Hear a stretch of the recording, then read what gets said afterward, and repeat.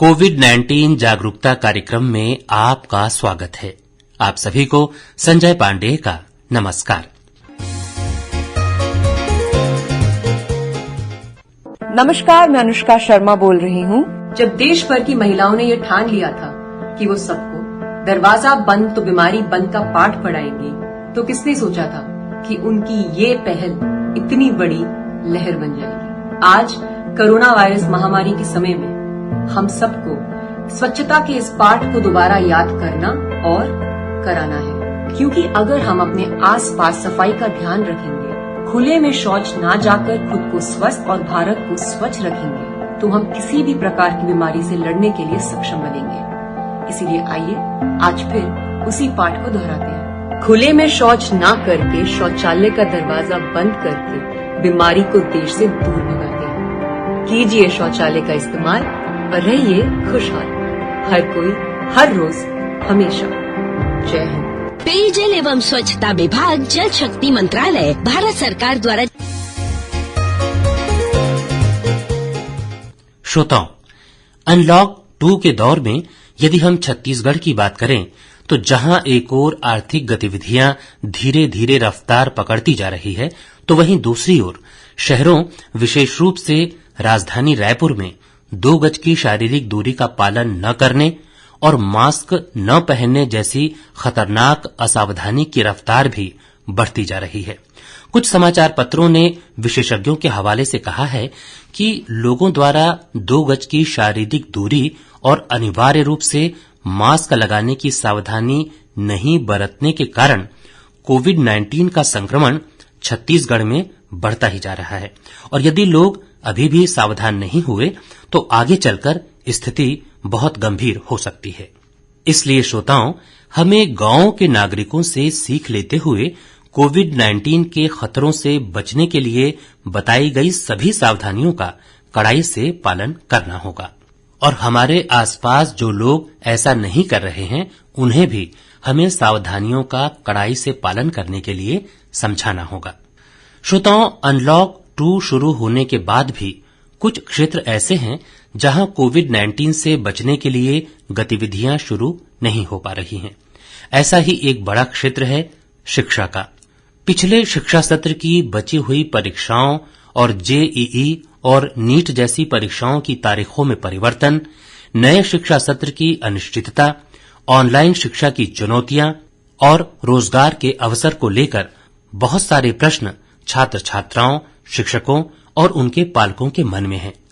ऐसे ही कुछ प्रश्नों को लेकर हमने बातचीत की राष्ट्रीय प्रौद्योगिकी संस्थान यानी एनआईटी रायपुर के डायरेक्टर डॉक्टर एएम रवानी जी से।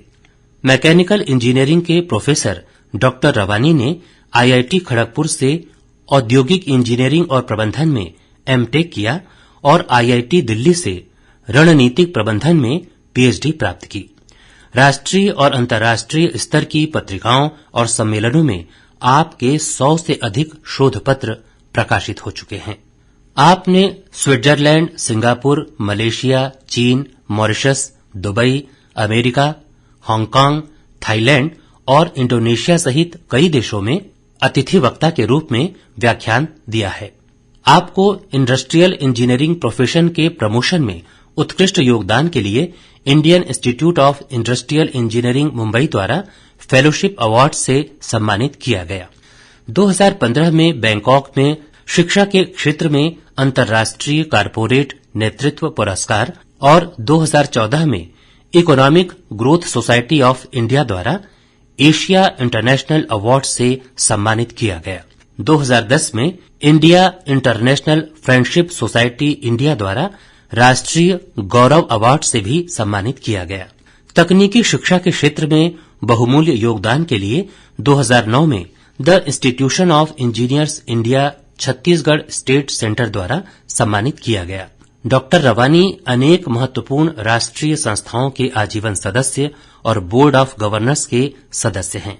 राष्ट्रीय और अंतर्राष्ट्रीय स्तर पर होने वाले अनेक अनुसंधान और शैक्षणिक उद्देश्यों के लिए आपका सक्रिय सहयोग रहा है। आपके मार्गदर्शन में 6 विद्यार्थियों ने पीएचडी भी की है और वर्तमान में 4 विद्यार्थी पीएचडी कर रहे हैं। तो श्रोताओं सुनिए डॉक्टर A.M. रवानी जी से की गई बातचीत का पहला भाग। Doctor A.M. रवानी जी, इस कार्यक्रम में हम आपका बहुत स्वागत करते हैं। Thank you. बीते शिक्षा सत्र के दौरान बहुत सारे विद्यार्थियों के कुछ पेपर्स नहीं हो पाए हैं। इस बात को लेकर उनके मन में बड़ी आशंका है कि कब पेपर होंगे, कब नया शिक्षा सत्र आरंभ होगा। तो एक शिक्षाविद होने के नाते हम आपसे ये जानना चाहेंगे कि इन सारी स्थितियों को आप किस तरह से देखते हैं और विद्यार्थियों के मन में इसका क्या प्रभाव पड़ रहा है? जी, ये कोरोना जो है एक वैश्विक बीमारी है जी, एक महामारी है और ये अनप्रेसिडेंटेड सिचुएशन है, जिसको कभी किसी ने सोचा नहीं था। शायद हमारे जीवन काल में ऐसा कभी पहली घटना नहीं हुई। ईश्वर से ऐसी प्रार्थना करते हैं कि बचे हुए जीवन काल में भी ऐसी कोई घटना भविष्य में न हो। ये बड़ी ही अनसर्टेन रूप से हुई है। इससे सिर्फ ऐसा नहीं कि हिंदुस्तान जूझ रहा है या हिंदुस्तान के विद्यार्थी ही इससे परेशान हैं। सारे विश्व में देखा जाए तो लगभग हर कंट्री में ये प्रॉब्लम है। सारी मानव जाति को ये प्रॉब्लम है, विद्यार्थियों को भी प्रॉब्लम है। जहां तक विद्यार्थियों की बात करें तो उनका तनाव होना निश्चित है। ये बड़ा स्वाभाविक ही है। अगर वैसे हम बात करें तो कोई भी ह्यूमन बीइंग हो, चाहे मैं हूं, चाहे आप हो, चाहे विद्यार्थी हो, हम लोग सभी सामाजिक प्राणी हैं। सामाजिक रूप से एक दूसरे से मिलना उठना चाहते हैं, मिलना चाहते हैं, बैठ के बातचीत करते हैं और इसी में हम बहुत सारे अपने अनुभव दूसरों के साथ शेयर करते हैं और सीखते भी हैं। लेकिन अगर विद्यार्थी की बात आती है तो विद्यार्थी, चाहे वो स्कूल का विद्यार्थी हो या कॉलेज का विद्यार्थी हो, वो जब अपने कॉलेज या स्कूल जाता है तो वहां पे कक्षाओं में ज्ञान प्राप्त करता है। अपने सहपाठियों के साथ बातचीत में बहुत सारी ज्ञान प्राप्ति होती है। जो स्पोर्ट्स में पार्टिसिपेट करता है वहां भी उसका मनोरंजन भी होता है और बहुत कुछ सीखने को भी मिलता है। तो ये सारी चीजें अभी बंद हो गई हैं तो निश्चित ही तनाव होना स्वाभाविक है। परंतु इसमें मैं यही कहूंगा, इस तनाव को हमको एक दूसरे रूप से देखना चाहिए। हमको अपने आप को मानसिक रूप से तैयार होना चाहिए। मानसिक रूप से अगर हम इस परिस्थिति में एडजस्ट करने के लिए तैयार हों, हम अपने आप को ढालने के लिए तैयार हों, तो तनाव काफी रूप से कम हो जाएगा। अनसर्टेनिटी है, ये बात भी सही है जो आपने कहा, कब परीक्षाएं होंगी कुछ मालूम नहीं है, क्या होगा पता नहीं है। दुनिया भर के कैलकुलेशन वैज्ञानिक लोग कर रहे हैं कि ये कब तक होगा, उसका फोरकास्टिंग हो रही है।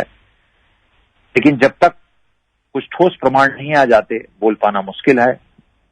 तो मैं यही कहूंगा कि इसके लिए मानसिक संतुलन और मानसिक रूप से तैयारी बहुत जरूरी है। जी, तो रवानी जी, बातचीत का सिलसिला हम आगे जारी रखेंगे। इस बीच एक गीत का समय हो रहा है, तो हम चाहेंगे कि आप बताएं कि कौन सा गीत आपको पसंद है। आज के कार्यक्रम का पहला गीत मैं चाहूंगा इकबाल मूवी का एक गाना था, आशाएं आशाएं कुछ पाने की हो, आस आस कुछ अरमा हो खास खास। इसको सुना देते तो बेहतर होता। आशाएं आशाएं आशाएं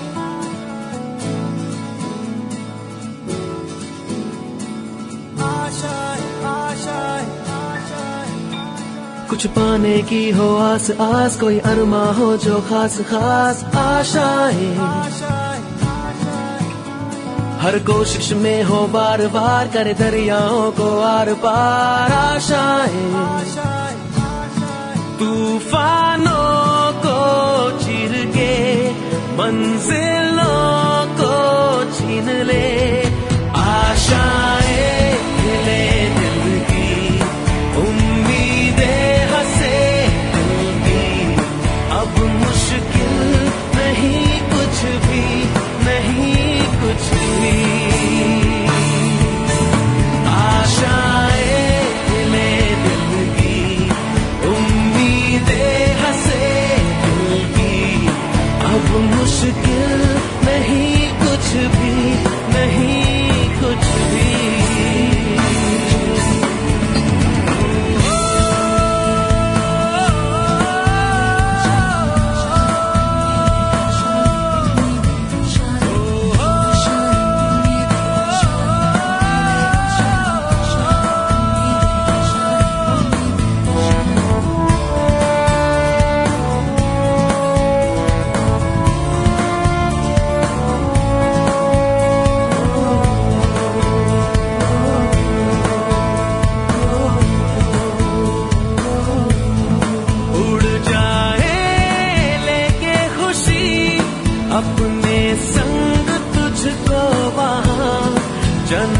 तुझसे मुलाकात हो, पूरी हो तेरी हर दुआ, आशाएं मिले दिल की, उम्मीदें हंसे दिल की, अब मुश्किल नहीं कुछ भी, नहीं कुछ भी,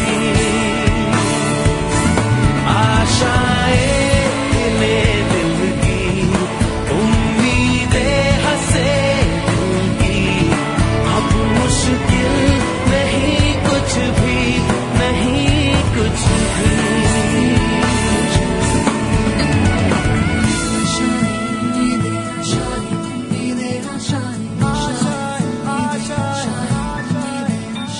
गुजरे ऐसी हर रात रात हो, ख्वाहिशों से बात बात, आशाएं लेकर सूरज से आग आग, गाए जा अपना राग राग, आशाएं कुछ ऐसा करके दिखा, खुद खुश हो जाए खुदा, आशाएं मिले दिल की, उम्मीदें हंसे दिल की, अब मुश्किल नहीं कुछ भी, नहीं कुछ भी, आशाएं मिले दिल की, उम्मीदें हंसे दिल की, अब मुश्किल नहीं कुछ भी, नहीं कुछ भी।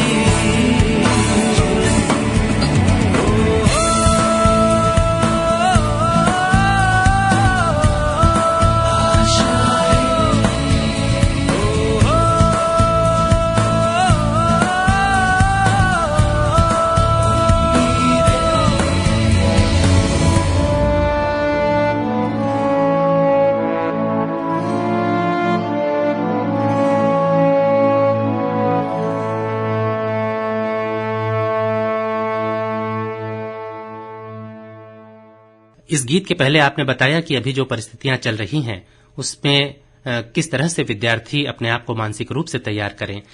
इसी से जुड़ी एक और बात है कि हमारे बहुत से विद्यार्थी जेईई और नीट जैसी परीक्षाओं की साल भर तैयारी करते हैं और बड़ा इंतजार रहता उन्हें इन परीक्षाओं का, और उनके जीवन की एक महत्वपूर्ण परीक्षा होती है। इन परीक्षाओं की तारीखों में भी बदलाव की स्थिति देखने को मिल रही है। तो ये जो परिवर्तन है उसका विद्यार्थियों के मन में किस तरह का प्रभाव पड़ रहा है और इस वर्तमान स्थिति का सामना विद्यार्थी किस तरह से करें? नॉर्मली ये एग्जामिनेशन अप्रैल वगैरह में हो जाया करती थी जी, और इस बार पहले एक बार डिक्लेयर हुई थी, उसके बाद फिर से उसमें परिवर्तन कर दिया गया है और अभी शायद सितंबर में घोषणा हुई है कि ये परीक्षाएं होंगी। जी, निश्चित है बार बार परिवर्तन हो रहा है और जो एडमिनिस्ट्रेशन है, जो इन परीक्षाओं का संचालन करते हैं, उनके सामने भी निर्णय के समय दुविधा बनी रहती है, क्योंकि काफी पेरेंट्स से, विद्यार्थियों से ये रिक्वेस्ट आती है, क्योंकि सबसे बड़ी बात जो आज है वह जीवन है। जीवन को बचाना बहुत महत्वपूर्ण हो गया है। उसमें शायद परीक्षा या कैरियर थोड़ा नीचे आता है जी, और इसी वजह से कोई भी डिसीजन जो हो रहा है उसमें लाइफ जो है वो टॉप प्रायोरिटी में है। तो इसमें जो बात है वो फिर जो है एटीट्यूड की है। विद्यार्थियों को इसमें पॉजिटिव एटीट्यूड रखना होगा। ये जो समय है उनसे अपेक्षा की जाती है कि वो इन समय का सदुपयोग करें। उन्होंने तैयारी जरूर की होगी, जब पूर्व में डेट डिक्लेयर की गई थी उसके अनुसार तैयारी की होगी, लेकिन जब कभी भी कोई तैयारी करता है तो उसके मन में ये अक्सर देखा गया है, लगभग ऐसा होता है कि अरे थोड़ा सा समय मुझे और मिलता तो मैं शायद इस चैप्टर को और पढ़ लेता, शायद इस पोर्शन को मैं और कवर कर लेता। जी, ये जो एक मन में रह जाता है उसको दूर करने का ये समय मिला है, उनको ये सोचना चाहिए। अगर आप लोगों को याद हो, हमारे मानव संसाधन विकास मंत्रालय के माननीय मंत्री महोदय जी ने भी जब ये नई तारीखों का ऐलान किया था तब उन्होंने कहा था कि बच्चे जो हैं अब दोबारा पूरी जोश के साथ और पूरी उमंग के साथ तैयारी करें और बचे हुए समय का सदुपयोग करें। मैं भी यह कहूंगा कि इसका सदुपयोग उन्हें करना है। हाँ, ये बात जरूर है कि जब ऐसा चेंज ऑफ डेट्स होता है, जब तारीखें बदली जाती हैं, तो थोड़ा सा मन में विचलित स्थिति होती है, कॉन्फिडेंस लूज होता है। तो 2-4 दिन हो सकता है ऐसा, लेकिन विद्यार्थियों को अपने आप को पुनः तैयार करना है। इसके लिए जंग लड़ने के लिए तैयार रहना है। उन्हें जो है तैयारी अच्छे से करनी है, अपना मनोबल ऊपर रखना है, आत्मविश्वास बनाए रखना है, और निश्चित ही अगर वो आत्मविश्वास के साथ परीक्षा में बैठेंगे तो सफल होंगे। उनको एक बात जो कि मैंने पहले कही थी इस प्रश्न के, कि जीवन सबसे महत्वपूर्ण है, तो जीवन के आगे परीक्षाएं नहीं है, कैरियर नहीं है, और इसी कारण से ही इन परीक्षाओं की तिथियों में बदलाव किया जा रहा है। तो इस बात को अच्छे से समझना चाहिए और परिस्थितियों में ढालना चाहिए, और आत्मनिर्भर होके मनोबल को ऊंचा रखते हुए पूर्ण रूप से तैयारी में जुट जाना चाहिए। मुझे विश्वास है कि नई तारीखें जो डिक्लेयर्ड हुई हैं, परीक्षाएं होंगी। जो विद्यार्थी बची हुई चीजों को नहीं कवर कर पाए थे अपनी तैयारी में, वो इन चीजों को अच्छे से कवर कर लेंगे और परीक्षाएं अच्छे से दे पाएंगे। ये आपने एक बहुत अच्छी बात कही और बहुत ही सकारात्मक बात कही, आशा जगाने वाली भी है कि इन विद्यार्थियों को अन्य वर्षों की तुलना में तैयारी का बहुत ज्यादा समय मिल रहा है। इस तरह से यदि सोचा जाए तो शायद इसका ज्यादा लाभ भी हमारे विद्यार्थियों को मिल सकता है। बिल्कुल। और रवानी जी, अब समय हो रहा है एक गीत का, तो बताइएगा कि इस समय कौन सा गीत आप सुनना चाहते हैं? किसी की मुस्कुराहटों पे हो निसार, किसी का दर्द मिल सके तो ले उधार, या नाड़ी फिल्म का गाना है।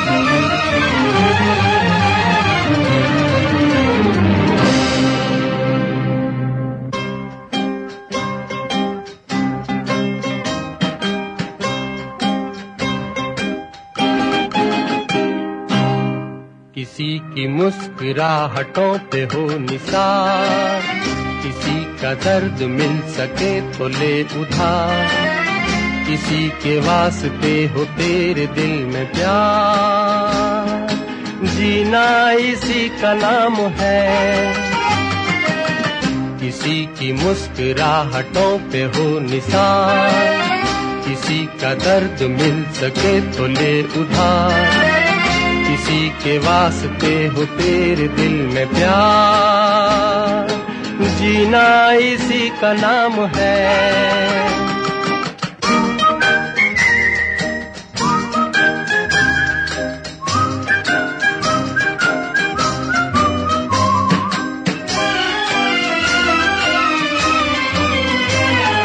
माना अपनी जेब से फकीर है, फिर भी यारो दिल के हम अमीर हैं। माना अपनी जेब से फकीर है, फिर भी यारो दिल के हम अमीर हैं।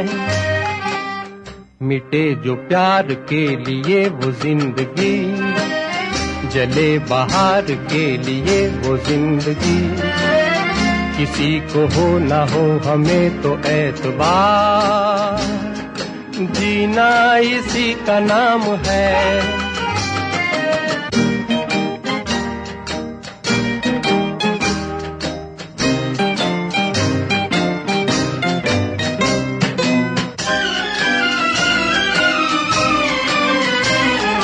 रिश्ता दिल से दिल के एतबार का, जिंदा है हम ही से नाम प्यार का। रिश्ता दिल से दिल के एतबार का, जिंदा है हम ही से नाम प्यार का। के मर के भी किसी को याद आएंगे, किसी के आंसुओं में मुस्कुराएंगे, कहेगा फूल हर कली से बार बार, जीना इसी का नाम है। किसी की मुस्कुराहटों पे हो निसार, किसी का दर्द मिल सके तो ले उधार, किसी के वास्ते हो तेरे दिल में प्यार, जीना इसी का नाम है।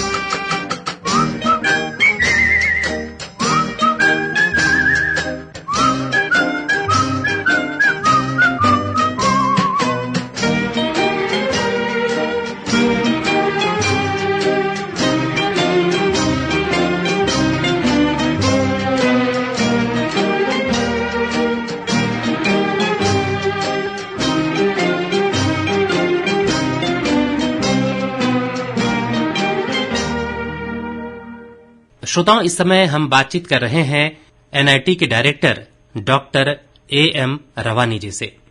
सर, कोविड-19 ने जीवन के हर पहलू को प्रभावित किया है और शिक्षा को तो बहुत ज्यादा प्रभावित किया है। और इन दिनों जब क्लासरूम में पढ़ाई नहीं हो पा रही है तो उसके विकल्प तलाशे जा रहे हैं और विकल्प के रूप में जो चीज सामने आई है वो है ऑनलाइन एजुकेशन, ऑनलाइन क्लास। तो ये किस तरह से एक बेहतर विकल्प हो सकता है और इसके जरिए एक विद्यार्थी किस प्रकार अपना 100% प्रदर्शित कर सकता है? जी, आपने बिल्कुल सही कहा कि कोविड-19 सभी तरह से प्रभाव डाल रहा है और शिक्षा के क्षेत्र में, एजुकेशन क्षेत्र जो है इससे अछूता नहीं है, इसमें भी इसने काफी प्रभाव डाला है। जी, एकदम परिस्थितियां आज विपरीत हैं। एक समय था जब हम विद्यार्थियों की उपस्थिति कक्षा में चाहते थे, हम चाहते थे कि विद्यार्थी कक्षा में आए, और आज अगर कोई विद्यार्थी आ जाता है कक्षा में, मतलब इंस्टीट्यूट में आ जाता है, हमारे कॉलेज में आ जाता है, तो हम बोल देते हैं कि तुम्हें नहीं आना है इंस्टीट्यूट, जी, आप घर में रहना है आपको। तो परिस्थिति बिल्कुल विपरीत हो गई है जी। और इन विपरीत परिस्थितियों में ये बात जरूर है कि हम जो है शिक्षा को या एजुकेशन को रोक नहीं पाएंगे, बंद नहीं कर सकते इसको। हमारा जीवन जो है वो निरंतर चलते रहना चाहिए और चलते रहने के लिए हमको दूसरे विकल्प तलाशने होंगे। एजुकेशन के लिए एक विकल्प जो है वो ऑनलाइन एजुकेशन का है। जैसा कि आप लोग सब जानते हैं कि ऑनलाइन मीडियम से, ऑनलाइन के द्वारा आजकल सारी पढ़ाई की जा रही है। ये टेक्नोलॉजी का एक यूज है, नया यूज है। वैसे टेक्नोलॉजी की अगर मैं बात करूं तो टेक्नोलॉजी का यूज एजुकेशन के मामले में होना कोई बहुत नई बात नहीं है जी। ये कई वर्षों से चला आ रहा है टेक्नोलॉजी का यूज। वैसे लगभग क्लासेस की बात करें तो हम लोग फिजिकल मोड में ही चलते हैं, मतलब विद्यार्थी कक्षा में आते हैं, वहां चॉक डस्टर से पढ़ाई होती है, विद्यार्थी उपस्थित होता है, शिक्षक भी वहीं उपस्थित होता है, इस ढंग से चलता है। लेकिन टेक्नोलॉजी की बात करें तो एडमिशन की बात हो, काउंसलिंग की बात हो, इंस्टीट्यूट सिलेक्शन की बात हो, ये सब में हम लोग काफी रूप से टेक्नोलॉजी को यूज करते हैं।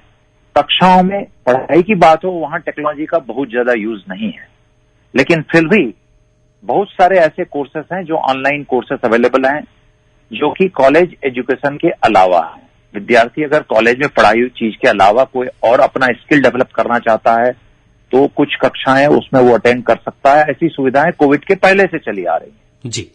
लेकिन जहां तक कॉलेज एजुकेशन या स्कूल एजुकेशन का बात है, उसमें विद्यार्थी और शिक्षक दोनों भौतिक रूप से जब विद्यार्थी कक्षा में उपस्थित होता है और शिक्षक पढ़ाता है उसी को अच्छा मानते आए हैं और यही प्रभावी रहा है पहले से।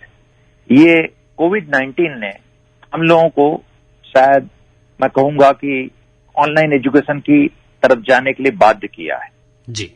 ऑनलाइन एजुकेशन की बात करें तो इसमें दो पक्ष हैं, पहला है टीचर शिक्षक और दूसरा है विद्यार्थी स्टूडेंट्स। तो अगर इसको प्रभावी बनाना है, ऑनलाइन एजुकेशन को प्रभावी बनाना है, तो हमको दोनों पक्षों को बराबर रूप से संतुलन बनाना पड़ेगा, दोनों पक्षों की ओर ध्यान देना पड़ेगा। ऐसा नहीं है कि सिर्फ विद्यार्थी ध्यान दे दे तो कक्षाएं अच्छी हो जाएंगी, क्योंकि एक नया मोड है टीचिंग का। तो पहले मैं बात करूंगा टीचर्स की। शिक्षक की बात अगर की जाए जी, तो शिक्षक अपने सब्जेक्ट में माहिर हो सकता है।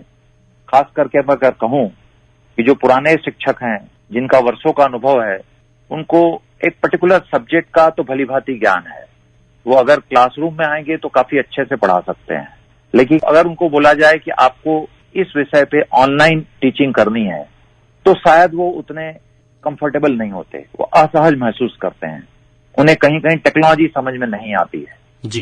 तो यहाँ सबसे बड़ी आवश्यकता जो है, सभी शिक्षकों को पहले ट्रेन करने की जरूरत है। और इसमें मैं सोचता हूं कि सभी स्कूलों और कॉलेजों को अपने अपने टीचर्स को इस संबंध में ट्रेंड करना चाहिए, क्योंकि आने वाला काफी समय उसी ढंग से व्यतीत होने वाला है। तो इसमें शिक्षकों को पूर्ण रूप से शिक्षित होना जरूरी है कि वो किस ढंग से ये एजुकेशन दें। जी। और सर, अब हमारे श्रोताओं को आप कौन सा गीत सुनवाने वाले हैं? जी, ये शोर फिल्म का गीत है, एक प्यार का नगमा है, मौजों की रवानी है।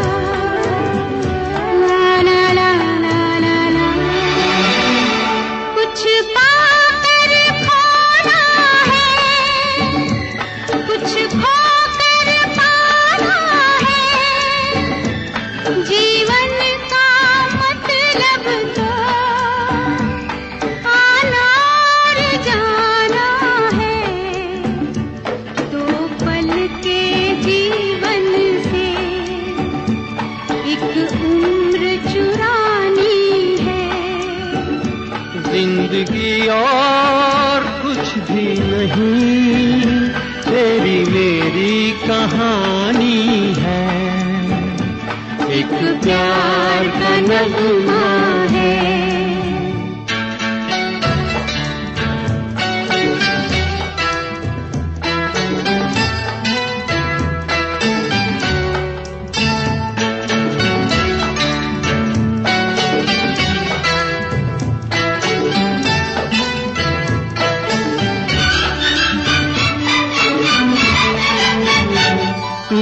धार है नदिया की, मैं तेरा किनारा हूँ, तू मेरा सहारा है, मैं तेरा सहारा हूँ, आँखों में समंदर है, आशाओं का पानी है, जिंदगी और कुछ भी नहीं, तेरी मेरी कहानी है, एक प्यार का नगमा है।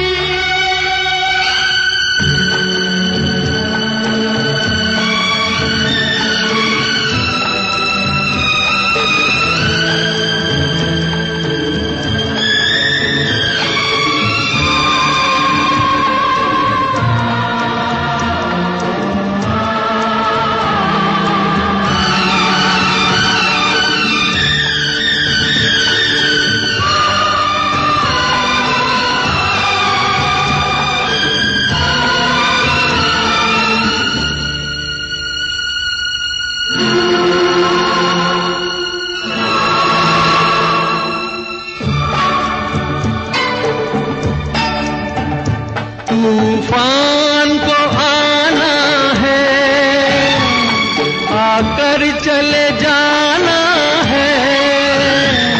बादल है ये कुछ पल का, छाकर ढले जाना है। परछाइयां रह जाती निशानी है। जिंदगी और कुछ भी नहीं, तेरी मेरी कहानी है। एक प्यार का नगमा है, मौजों की रवानी है। जिंदगी और कुछ भी नहीं, तेरी मेरी कहानी है। एक प्यार का नगमा है। श्रोताओं, इस समय हम बातचीत कर रहे हैं एनआईटी के डायरेक्टर डॉक्टर एएम रवानी जी से। सर, ऑनलाइन शिक्षा में विद्यार्थियों को क्या कोई परेशानी हो सकती है? मैं कहूँगा विद्यार्थी जो है, वो जो एज है पर्टिकुलरली, वो एज जो है टेक्नोलॉजी को अडॉप्ट इजीली कर लेती है जी। बनिस्बत मैं ये कहूंगा कि ये तो टेक्नोलॉजी को एंजॉय करते हैं, मोबाइल फोन को वो एंजॉय करते हैं। आपने देखा होगा कि अगर कहीं ऑनलाइन शॉपिंग की बात आती है तो हमारे युवा सबसे आगे होते हैं। कहीं टिकट बुकिंग की बात आती है तो वो हमें बोलेंगे, मम्मी पापा को बोलेंगे कि आप क्यों इसको फिजिकल मोड से एजेंट के थ्रू करवा लेते हैं, या ऑनलाइन बुकिंग हो जाती है। बिल्कुल बिल्कुल, ये सारे काम में वो आगे होते हैं जी। मेरा प्रश्न ये है कि तो ये एजुकेशन के मामले में ऑनलाइन में आगे क्यों नहीं आते? शायद कहीं कुछ भ्रम की स्थिति होती है। तो इसके कुछ कारण भी हैं। एक्चुअली जब ये ऑनलाइन परचेसिंग की बात होती है या टिकट बुकिंग की बात होती है तो वहां वो बड़ा अपने आप को सहज महसूस करते हैं, कंफर्टेबल महसूस करते हैं, सोचते हैं कि मेरे डोर स्टेप पे मेरे घर में आके ये सर्विस मुझे मिल रही है, मुझे कहीं जाने की आवश्यकता नहीं है। वैसे ही सोच उनको यहाँ डेवलप करनी होगी, वैसे ही उन्हें सोचना होगा कि ऑनलाइन एजुकेशन उनके घर में शिक्षक आके पढ़ा रहा है, उनको महाविद्यालय तक जाने की जरूरत नहीं है। उनको ये सोचना होगा। मतलब मैं यहाँ पे ये जोर दे रहा हूँ कि उनको अपना माइंडसेट को चेंज करना होगा, उनकी सोचने की जो डायरेक्शन है उसको बदलना होगा। इसमें एक रिस्पॉन्सिबल स्टूडेंट की तरह उनको बिहेव करना होगा। जैसे शिक्षा जब क्लासरूम में होती है, जब शिक्षक क्लासरूम में पढ़ाता है तब वो अच्छी तरह से देख सकता है कि स्टूडेंट सुन रहा है कि नहीं सुन रहा है, क्लास में आया है कि नहीं आ रहा है, सो तो नहीं रहा है। ये सब चीजें शायद ऑनलाइन एजुकेशन में संभव नहीं होती हैं। वहां थोड़ा सा शिक्षकों को दिक्कत होती है, वो देख नहीं पाते विद्यार्थी उसके जो पढ़ाई हुई बातें हैं उनको ग्रहण कर रहा है कि नहीं कर रहा है। तो यहाँ पर ये विद्यार्थी की जिम्मेदारी है कि वो इस मेथड को अडॉप्ट करे, कॉन्सेंट्रेट करे इस पे और अच्छे ढंग से सुने। ऑनलाइन एजुकेशन में डिसएडवांटेज जरूर हैं अपने आप में कुछ, कि इसमें मैंने जैसा अभी कहा कि शिक्षकों को ये मौका नहीं मिल पाता कि वो देख पाए कि विद्यार्थी सो रहा है कि नहीं, अटेंटिव है कि नहीं है। ये बात जरूर है, लेकिन इसके अपने एडवांटेज भी हैं। शायद विद्यार्थियों का ध्यान उन एडवांटेज की ओर नहीं जाता, इसलिए वो अटेंटिव नहीं रह पाते। एक बहुत बड़ा एडवांटेज है खास करके जो स्लो लर्नर है। स्लो लर्नर मतलब जिनको एक बार में चीज समझ में नहीं आ पाती है, वो दोबारा सुनना चाहते हैं, दोबारा पढ़ना चाहते हैं। तो उस केस में जो ऑनलाइन लेक्चर डिलीवरी है उसको रिकॉर्डिंग की जा सकती है उसकी। कई बार हम लोग वीडियो के थ्रू भी जो है शेयर करते हैं अपने विद्यार्थियों के साथ अपने लेक्चर्स वगैरह। तो वो वीडियो को वो एक बार नहीं 2 बार 3 बार भी देख सकते हैं। वो सुविधा उनको कक्षा में आने पे नहीं मिलती। अगर वो किसी कक्षा को मिस कर जाते हैं तो वो उस लेक्चर को मिस कर गए, उनको सुनने का मौका नहीं है। अगर उनको लेक्चर ठीक से समझ में नहीं आया है तो वो शिक्षक से ये नहीं बोल सकते कि पूरा लेक्चर मेरे लिए कल फिर से दोहराइए, ये संभव नहीं होता है। जबकि ऑनलाइन एजुकेशन के मोड में ये संभव है, ये किया जा सकता है। तो जिनको जल्दी समझ में नहीं आता है, मतलब मैं कह रहा हूं जो स्लो लर्नर हैं, उनके लिए एक बहुत बड़ी अपॉर्चुनिटी है। वैसे ही विजुअल इम्पैक्ट ऑनलाइन एजुकेशन में काफी होता है। विजुअल इम्पैक्ट में जब बोल रहा हूं तो इसका मतलब ये होता है कि हम जब किसी चीज को देखते हैं तो वो उसके बारे में हम लोगों को अच्छी ढंग से वो चीजें समझ में आती हैं। जैसे मैं अभी आपको किसी चीज के बारे में, कुतुब मीनार के बारे में बताना शुरू करूं, मान लीजिए मौखिक रूप से जी, तो आपको उतने अच्छे से समझ में नहीं आएगा बनिस्बत जब आप वहां जाएंगे और कुतुब मीनार को देखेंगे। जी, तो ऐसे ही जब वीडियो के थ्रू जब लेक्चर डिलीवरी होती है तो एक विजुअल इम्पैक्ट रहता है, और विजुअल इम्पैक्ट जो होता है वो काफी समय तक विद्यार्थी के दिमाग में रह सकता है। तो ये भी इसका एक एडवांटेज होता है। जरूरत यहाँ पर सिर्फ यही है कि विद्यार्थियों को अपना माइंडसेट बदलना पड़ेगा, उनको ये ऑनलाइन एजुकेशन को भी एंजॉय करते हुए अडॉप्ट करना पड़ेगा। जब ये एंजॉय करेंगे तो निश्चित ही मैं समझता हूं कि इसमें लर्निंग होगी और एक प्रभावी रूप से लर्निंग होगी। जी, ये बहुत अच्छी बात बताई आपने कि हमारे विद्यार्थियों का माइंडसेट चेंज करना होगा उन्हें।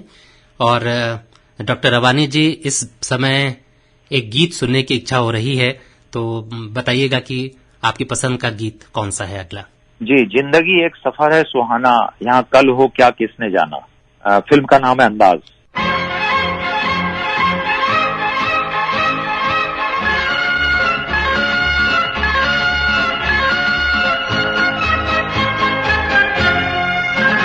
जिंदगी एक सफर है सुहाना, यहाँ कल क्या हो किसने जाना।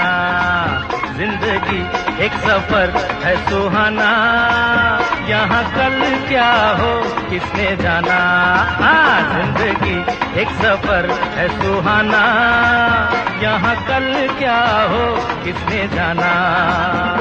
अरे ओडले ओडले ओ, ओडले ओडले ओ, ओडले ओडले ओ, ओडले ओडले ओ, ओडले ओडले ओ, ओडले ओडले ओ, ओडले ओडले ओ, ओडले ओडले ओ।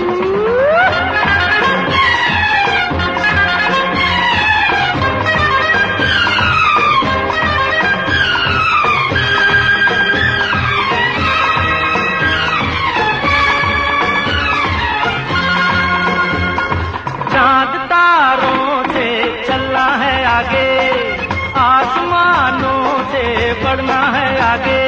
अरे चांद तारों से चलना है आगे, आसमानों से बढ़ना है आगे। पीछे रह जाएगा ये जमाना, यहाँ कल क्या हो किसने जाना। जिंदगी एक सफर है सुहाना, यहाँ कल क्या हो किसने जाना। ओडले ओडले ओ, ओडले ओडले ओ, ओडले ओडले ओ, ओडले ओडले ओ, ओडले ओडले ओ, ओडले ओडले ओ।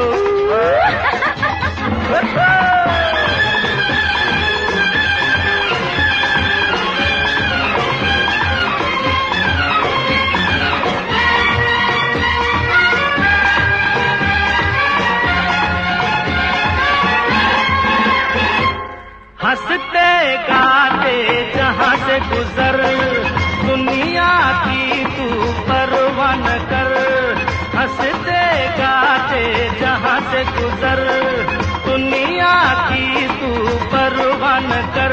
मुस्कुराते हुए दिन बिताना, यहाँ कल क्या हो किसने जाना। जिंदगी एक सफर है सुहाना, यहाँ कल क्या हो किसने जाना।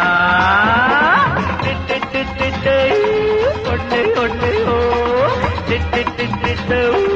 ओडले ओडले ओ, ओडले ओडले ओ, ओडले ओडले ओ।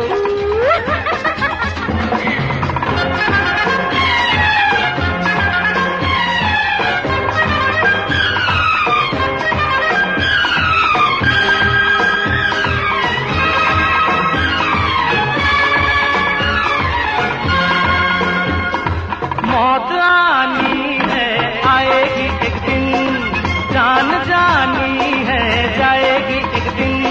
अरे मौत आनी है आएगी एक दिन, जान जानी है जाएगी एक दिन। ऐसी बातों से क्या घबराना, यहाँ कल क्या हो किसने जाना। जिंदगी एक सफर है सुहाना, यहाँ कल क्या हो किसने जाना।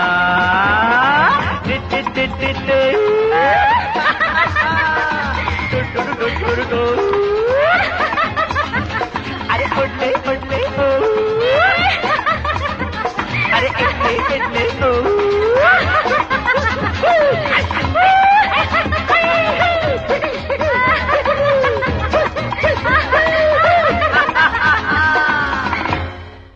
श्रोताओं, अभी आप सुन रहे थे राष्ट्रीय प्रौद्योगिकी संस्थान NIT रायपुर के डायरेक्टर डॉक्टर AM रवानी जी से की गई बातचीत का पहला भाग।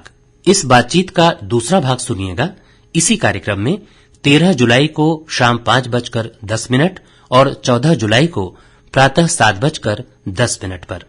तो श्रोताओं, कोविड-19 से बचने के लिए सभी सावधानियों के साथ साथ मास्क लगाना और आसपास के लोगों से 2 गज की शारीरिक दूरी बनाए रखना बिल्कुल न भूलें। आप सभी स्वस्थ रहें, सुरक्षित रहें, खुशहाल रहें। इसी कामना के साथ इस कार्यक्रम से अनुमति दीजिए अपने दोस्त संजय पांडेय को। नमस्कार।